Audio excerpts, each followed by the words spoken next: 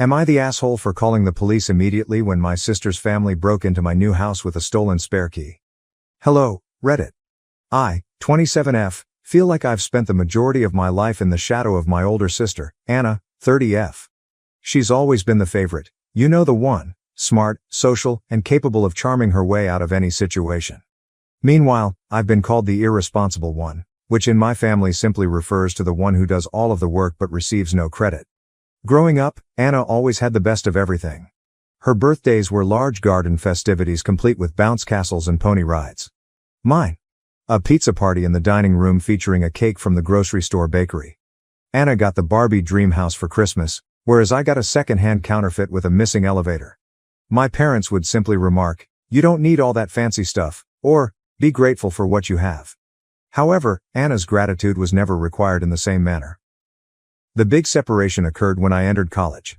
I had worked hard in high school, juggling AP classes and extracurricular activities to maintain a high GPA. I was admitted to a local university and believed I had a great plan. I'd commute from home to economize on dorm fees. Anna had attended her dream school, and my parents had funded everything. So I figured they'd benefit me, too. Wrong. When I mentioned my plan to live at home, my mother looked at me as if I had just suggested we relocate to Mars. "If you're staying here, you'll need to contribute," she added casually. Anna got a full ride from us because she deserved it. You need to learn responsibility. I was 18 and preparing to enter college, and they were already talking about me paying rent. Contribute turned out to be $400 per month for rent and electricity, plus my personal groceries. That may not seem like much unless you're a broke college student working part-time at a bookstore for $9 per hour. I attempted to explain, reminding them that they had covered everything for Anna, that she had never had to worry about money at school. Mom simply shrugged. "We gave Anna what she needed," she stated. "You're different. You're independent. You'll figure it out." So I did.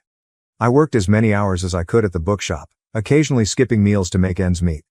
Every morning, I would pass past the campus coffee shop, envious of the students who could purchase lattes and pastries while I brown-bagged PB&J sandwiches and drank free coffee from the bookstore break room. I never bought a textbook at full price. Everything was used or borrowed from the library. Every month I handed over the $400 to my parents while Anna was away at her out-of-state school, living in a brand new dorm that my parents had purchased for. She contacted me once to complain about her dorm's AC not being chilly enough, and I almost lost it. I didn't have air conditioning in my automobile since I couldn't afford to fix it. My parents continued to send Anna money each month. I once overheard Mom on the phone saying, "We don't want her to struggle. College is difficult enough." I stood in the kitchen, clutching my $1 ramen noodles, wondering why none of that compassion was ever shown to me. To make matters worse, my parents were continually praising Anna for her accomplishments. She earned a 3.2 GPA in her communications department, and they threw her a lavish graduation party complete with a catered buffet and a DJ. When I graduated with a 3.9 and a computer science degree, we had a peaceful meal at home. Mom prepared lasagna and replied, "Well, we don't want to make a fuss." Looking back, I believe what stung the most was not the absence of financial assistance, but the apparent message that I didn't count as much. Anna was always portrayed as the star with potential, while I was just there. Even when I achieved it, it was overlooked. "Kate's smart. She doesn't need help," they'd say. It seemed like being capable was a curse. After college, I moved out as quickly as possible. I rented a little apartment near my first job and began living my life on my terms. It wasn't easy, but it felt great to be free of their expectations. I worked hard, lived frugally, and began saving. Meanwhile, Anna married Josh, 32 million, whom my parents adore, despite the fact that he's constantly changing jobs. They currently have 3 children, Sophia, 5F, Lucas, 4M, and baby Noah, 2M. My folks are continually bailing them out. When their automobile broke down last year, my parents handed them money to get a new one. When Anna complained about how difficult it was to keep up with 3 children, Mom and Dad offered to babysit on weekends. I wish it didn't bother me anymore, but it still does. No matter how much I do on my own, it seems like I'll always be second to Anna. That is why I no longer share many details about my life with my family. I know they wouldn't mind, not really. So, I've been keeping this quiet, but I recently decided it was time to start looking for a home. I had been renting this tiny flat for years, paying far too much for what was essentially a glorified shoebox. And I'd been saving for what seemed like forever. I ultimately came to the point where I thought, you know what? I deserve it. Now, here's the thing. I didn't inform my family. Not because it's a big secret, but because nothing with them can ever be solely about me. Everything becomes a group project. If I mentioned anything, I knew they'd start making it about Anna and her children, and how whatever I earned would help them in some way.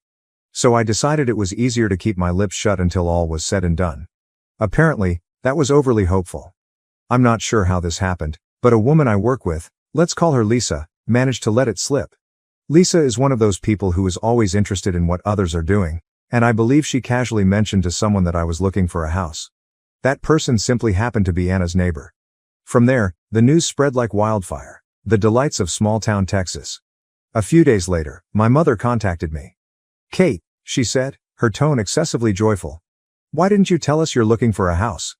I should have known better, but I chose to play dumb. "Oh, I'm just browsing around right now, nothing serious." "Well, Anna and I have been talking, and we have some great ideas for you." I could sense dread creeping in. "You're going to need something big enough for everyone, you know. At least 4 bedrooms, for the kids of course." "What kids?" I questioned. "I don't have kids." She kept going as if this were the most regular thing in the world. "You'll need space for Anna's family when they visit. And for us too. Oh, and it'd be great if it was close to Anna's place." I'm not sure why I was startled. She had already turned my potential house into the solution to their issues. I said something non-committal and hung up the phone as quickly as I could, thinking it was a one-time occurrence. But, oh dear, it wasn't. My mom and Anna began flooding me with house listings after that. I'm not exaggerating when I say it turned into a part-time job for them. Every day, I'd receive at least a dozen links to ludicrous houses, large homes with 4 or 5 bedrooms, pools, 3-car garages, and the works. It was as if they assumed I was looking for a reality TV mansion. One day, Mom texted, "Did you see that one on Maple Street?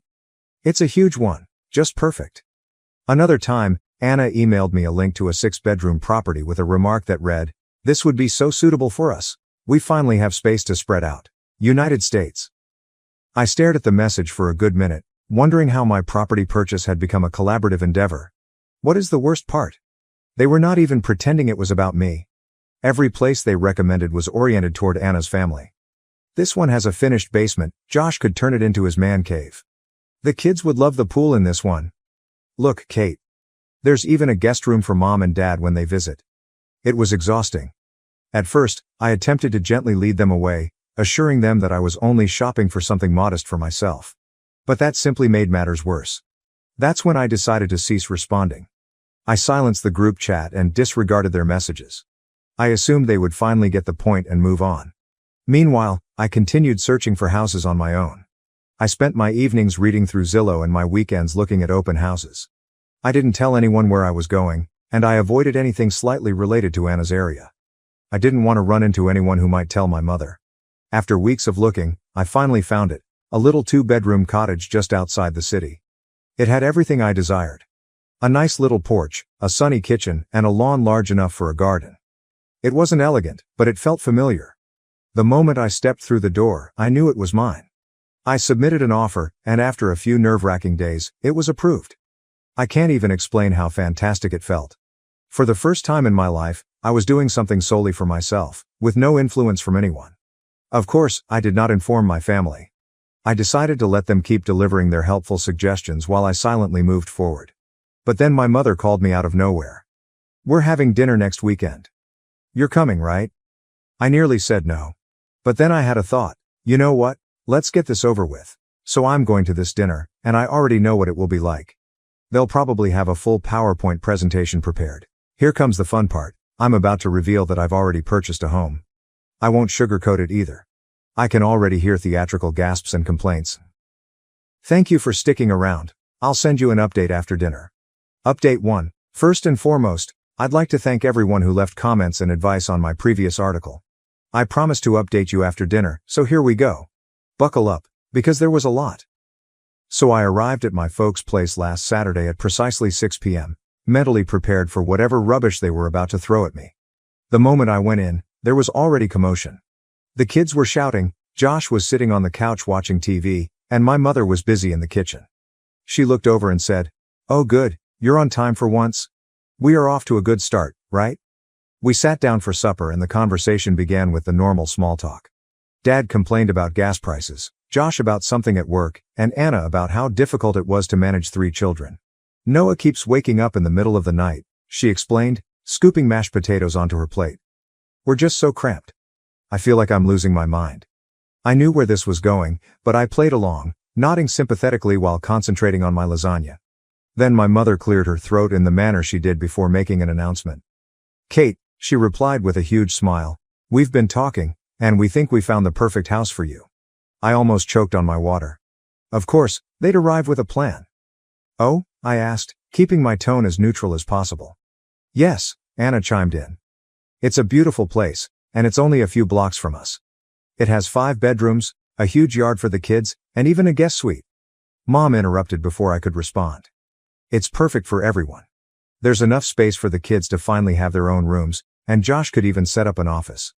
Plus, it's in such a great neighborhood, close to good schools. I just stared at them, bewildered. They weren't even pretending it was about me anymore. So, Anna replied, smiling as if everything was settled, we can go see it tomorrow if you want. That's when I decided I'd had it. Actually, I responded, setting down my fork. I've already bought a house. The room went completely silent. Even the children stopped making noise. What? Mom asked, her voice harsh. I bought a house, I reiterated. It's a small, 2-bedroom cottage just outside the city. It's perfect for me. For a little moment, I considered whether they would be pleased for me. Mom's face turned red, and Anna's mouth virtually dropped to the floor. A cottage? Anna finally asked, her tone full of skepticism. How are we supposed to fit in a cottage? You're not, I informed you, because it's my house. I bought it for me. Mom stepped in before Anna could react. Kate, how could you make such a big decision without consulting us? We've been working so hard to find the perfect place for you. No, I replied, trying to maintain my cool. You've been working hard to find the perfect place for Anna and her family. I didn't need your help. I knew what I wanted, and I bought it. Anna's voice became quite high-pitched, as if she were about to cry. But we need this, Kate. Do you know how hard it is for us in that tiny apartment? The kids have to share a room, and Noah's crib is in our bedroom. It's not fair to them. I took a big breath, hoping not to lose it. That's not my problem, Anna. I've worked hard to get to this point, and I'm not giving up my dream house to fix your situation. That's when Dad decided to join in. He smashed his hand upon the table. You're being selfish, Kate. Family is supposed to help each other. What's wrong with you? I stood up, my heart racing. I'm not selfish. I'm finally standing up for myself. And if that makes me the bad guy in your eyes, so be it. The place erupted into turmoil. Anna was crying. Mom was ranting about how she had raised me better. Dad was complaining about how dissatisfied he was. Josh sat there, stuffing food into his mouth as if nothing was occurring. I grabbed my handbag and went to the door. Mom pursued me, crying, "You can't just walk away from your family like this." I turned back and screamed, "Watch me." I then got into my car and drove home, shivering with rage and relief. Things have gotten out of hand in unexpected ways. My mother and Anna have both gone on full social media attack mode. Anna shared images of her children packed close on their bunk bed with remarks like, "All they want is a little space to grow, but I guess some people think family isn't worth helping anymore." People who didn't know the complete situation left remarks such as, "How could anyone be so heartless?" To make matters worse, someone, probably Lisa, saw these posts, and now half of my office is talking about how I abandoned my family. I'm attempting to maintain a positive attitude and concentrate on my work, but it's becoming increasingly difficult. I'm bracing myself for whatever comes next, but I'm confident I made the correct decision. This house is mine, and I will not back down. I'll provide an update if something significant occurs. Thank you so much for all of your help.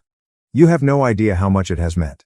Update 2, I've been going over your comments, and wow, you guys didn't hold back. Many of you expressed surprise at how entitled my family sounds, and believe me, I share your sentiments. Others shared their experiences with similar situations, and it's reassuring to know I'm not alone in this. So, things have taken an unexpected turn. My mother unexpectedly visited my apartment yesterday. She was standing there with an apple pie, not my favorite, I prefer cherry, and the fakest smile I'd ever seen.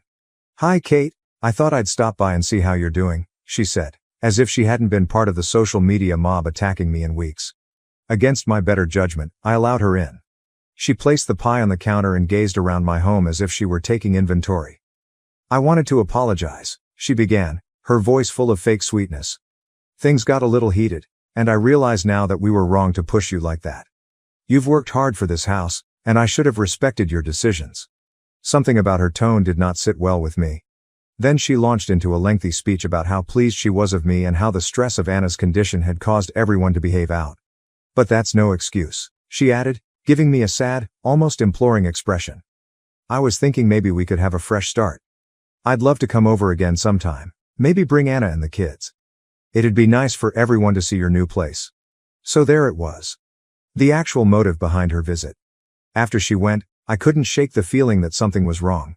Later that night, I recognized what was bothering me. She'd spent an unusual amount of time inspecting my locks and inquiring about my relocation timeline.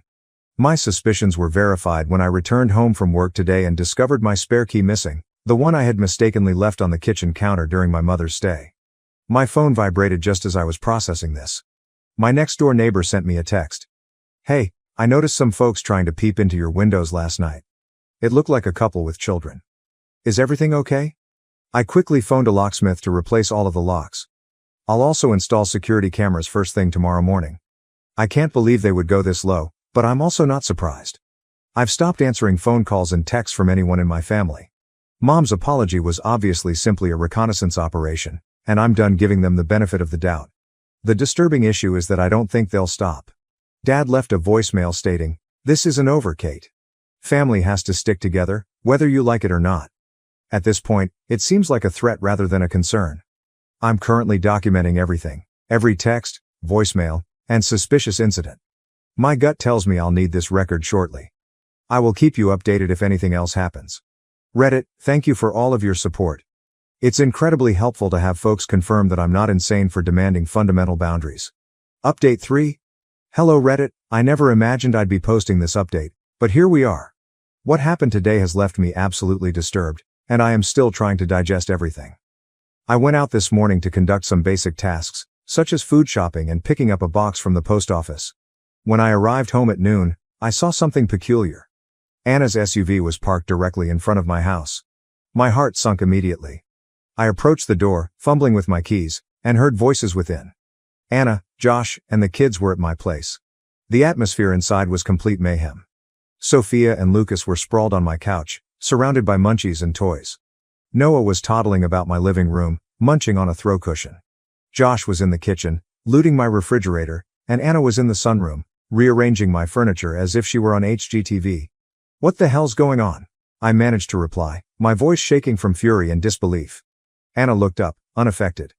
"Oh hey, Kate, we figured it'd be easier to just move in while you were out." I glanced at her, trying to understand what she had just said. "Move in?" "Mom gave us the key," she explained, nodding to the kitchen counter. "We truly needed the space, and your home is ideal for us. It could have been bigger if you'd listened to us, but we'll make it happen. Josh can now have an office instead of bickering." Instead of arguing, I took out my phone and dialed 911. "Seriously?" Anna replied, her voice full of incredulity. "Are you calling the cops on your own family? Watch me." When the cops arrived, Anna and Josh attempted to argue that because we were family, this was not a true break-in. The officers wouldn't have it. They informed them that they were trespassing and needed to leave immediately. Anna began crying, saying she didn't realize it was such a huge deal, and Josh muttered something about my being selfish as they packed away their belongings, including the goodies they had plundered from my cupboard. After they went, one of the officers approached me and asked if I wanted to file charges. I considered it for a time before deciding against it, as long as they stayed away from my land. The officer nodded, saying they'd file a report if anything more happened. I've already phoned a locksmith to change the locks again, and I'll have a security system put in tomorrow. I've also hired a lawyer to create an official cease and desist letter to deliver to my parents, Anna and Josh. The letter describes everything they've done and expresses that if they continue to harass me, I will not hesitate to take legal action. I still can't believe my own sister felt this was appropriate and my mother gave them the key. I don't even have words for it. I will keep you updated if anything else happens, but perhaps this is the final straw. I am done giving them opportunities. Blood is not always thicker than water, particularly when it is dangerous. Update 4. I'd like to begin by thanking everyone who has followed this wild trip. After all of your comments and support, I believe I owe you a final report on the issue. Yes, I mean final, because I have formally severed all relations with my family. First came the guilt-inducing phone calls. Every single relative, including those I hadn't spoken to in years, began phoning me. My aunt, who hardly recognized my existence growing up, left a voicemail that read, "How can you do this to your sister? Family has to stick together." Then, my parents launched a smear campaign in our town. Mom shared photos of my house on Facebook. I'm not sure how she obtained them, with sentiments like, "It's so sad when someone forgets where they came from. Family sacrifices so much for you, and this is how they repay you." People who didn't know the complete scenario left comments accusing me of being ungrateful and selfish. Last week, Anna took it to a new level. She arrived at my business at lunch hour with all 3 children. I was in a meeting when our receptionist called to report that my sister was crying in the lobby and raising a disturbance. By the time I arrived, half of my coworkers had gathered to witness Anna theatrically tell how I was leaving her children homeless. I drew her aside and ordered her to leave. She responded by letting the kids run around the office while yelling about how I had plenty of space but was too selfish to share. Security had to take them out, and I had to have an embarrassing chat with my manager about keeping my personal concerns out of the office. The final straw arrived yesterday. My parents scheduled an intervention at their home. They informed my grandmother that I was suffering a mental breakdown and required family support. When I declined to attend, they attempted to have a local preacher visit my house to educate me on my family commitments. After consulting with my attorney, I took serious legal action. I applied for a restraining order against Anna and Josh, citing all of their harassment and the break-in. My lawyer also issued legal cease and desist letters to my parents regarding their social media posts and harassment. I've established a comprehensive security system that includes cameras and motion sensors, as well as changed my phone number and email address, which I exclusively share with trusted friends and my job. All of my social media accounts are now set to rigorous privacy settings, banning not only my family but also their friends and anyone who may feed them information. The most weird aspect of all of this is that they still appear to believe they are correct. My mother sent me one final email before I banned her, stating I was hurting her heart and that she had raised me better than this. She still doesn't get that this isn't about being mean or selfish. It is about setting basic boundaries and respecting oneself. But, you know what? For the first time in my life, I actually feel free. My house is just as I want it. I've started planting a garden in my backyard, which I'd always wanted to do but never had the space for. I'm making friends with my neighbors, those who don't report back to my family. I even adopted a cat, who is now snoozing in my sunny window. She is also not obligated to share her space with anyone she does not want to. Last weekend, I had a little housewarming celebration with some of my coworkers. We sipped wine and cheese on my lovely small porch, and no one said I needed more room or questioned my life choices. It was simply normal, joyful, and serene. I know some people may read this and think I'm callous for cutting off my family, but after 27 years of being treated as a backup plan, an ATM, and a solution to everyone else's issues, I'm finally putting myself first. Recognizing that family is more than simply blood, it's about respect, limits, and mutual support, can be the healthiest thing you can do. What about the house that sparked all of this drama? It's become my haven. Every morning, I wake up in my house, decorated exactly how I want it, with no one else's expectations to meet but my own, and I know I made the correct decision. Thank you to everyone on Reddit who has supported me on this trip. Your comments, guidance, and shared experiences helped me keep going when I was doubting myself. To those who shared similar stories, you helped me realize I wasn't alone in demanding fundamental boundaries. And to those who are now suffering with similar familial problems, remain strong. You deserve to live your life on your own terms. I probably won't be updating my tale anymore, partially because I've cut off all communication with my family and partly because I'm ready to go on with my life. But I'll still be on Reddit, possibly assisting others who are in similar positions. Thank you all again. Your encouragement meant more than you'll ever realize. Thank you for watching. If you haven't subscribed yet, please do so and hit the notification bell to stay updated with more shocking real-life stories happening around you.